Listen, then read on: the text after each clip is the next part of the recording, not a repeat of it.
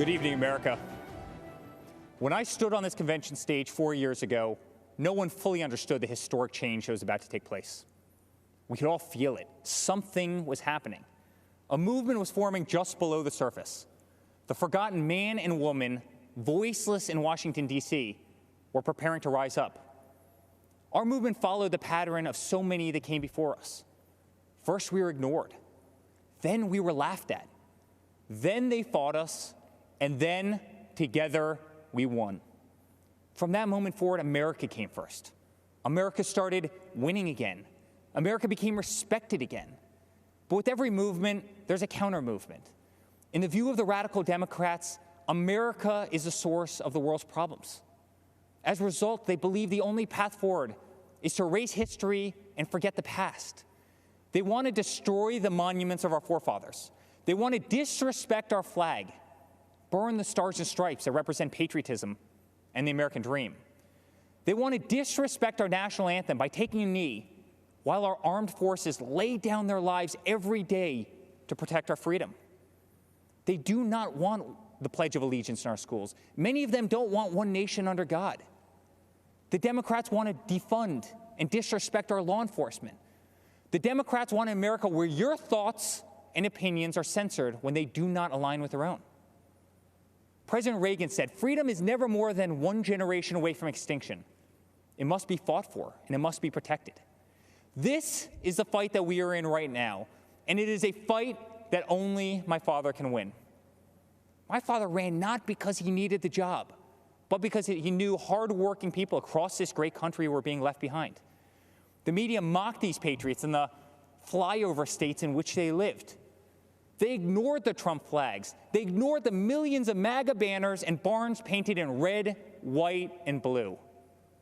The silent majority had no one fighting for them in either party. Their so-called leaders were bowing to China, bribing Iran, and spending more time worrying about how they'd be received by the elites in Paris than how Americans would provide for their families in Pittsburgh. Our family lost friends, but it only pushed us to fight harder. My father pledged to every American in every city, state, and town that he was going to make America great again. And so began the great American comeback. Almost immediately, taxes were slashed, regulations were cut, and the economy soared to new heights, heights never seen before. Wages went through the roof. Unemployment reached the historic lows, especially for Black Americans, Hispanic Americans, and women. Trade deals were ripped up and renegotiated. Lights were turned back on in abandoned factories across our country. Trillions of dollars were repatriated back to the United States, which had been sitting in foreign lands for far too long. Once again, America became the envy of the world. And with that renewed strength came leverage. The president demanded that our allies pay their fair share for the defense of the Western world. My father rebuilt the mighty American military, adding new jets, aircraft carriers. He increased wages for our incredible men and women in uniform. He expanded our military defense budget to $721 billion per year. America was no longer weak in the eye of the enemy. The moment President Trump ordered special forces kill some of the deadliest terrorists on the planet, the day the mighty Moab was dropped on insurgent camps, is the day America took a stance to never be defeated by the enemy. Al-Baghdadi, Soleimani, dead. Over and over, issue after issue, the economy, the wall, the military, trade deals, tax cuts, Supreme Court justices, VA hospitals, prescription drugs, school choice, right to try, moving the embassy to Jerusalem, peace in the Middle East.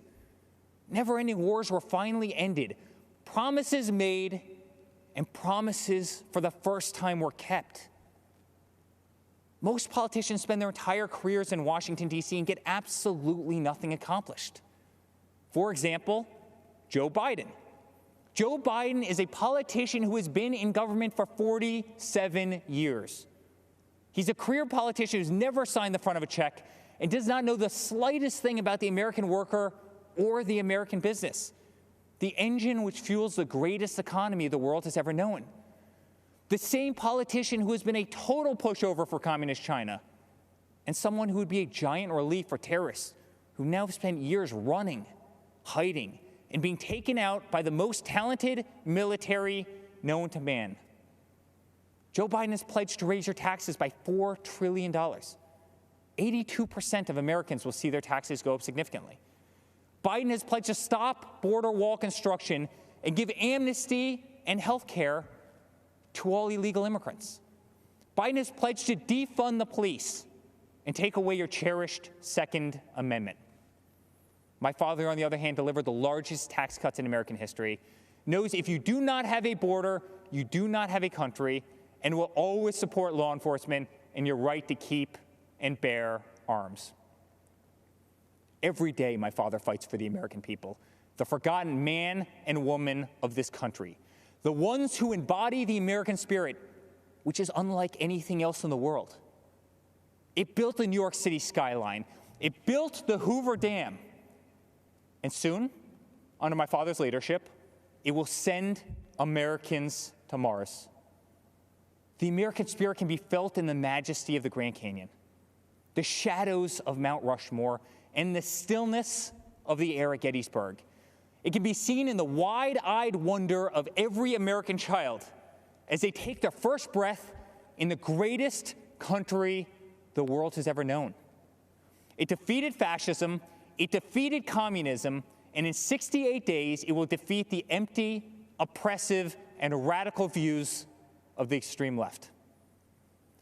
Ronald Reagan's quote ends with this simple warning. One day we could spend our sunset years telling our children what it was once like in the United States where men and women were free. Under President Trump, freedom will never be a thing of the past.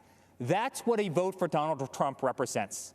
It's a vote for the American spirit, the American dream, and for the American flag.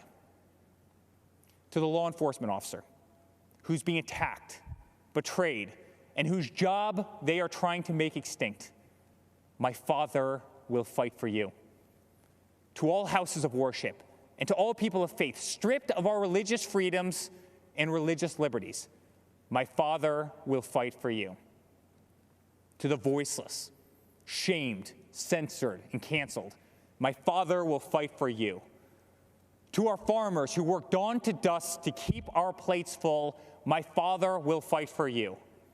To every single mother and father, to our veterans, our coal miners, and to the American worker, my father will fight for you. And to every proud American who bleeds red, white, and blue, my father will continue to fight for you. In closing, I'd like to speak directly to my father. I miss working alongside you every single day, but I'm damn proud to be on the front lines of this fight. I'm proud of what you are doing for this country. I'm proud to show my children what their grandfather is fighting for. I'm proud to watch you give them hell. Never stop. Continue to be unapologetic. Keep fighting for what is right. You are making America strong again.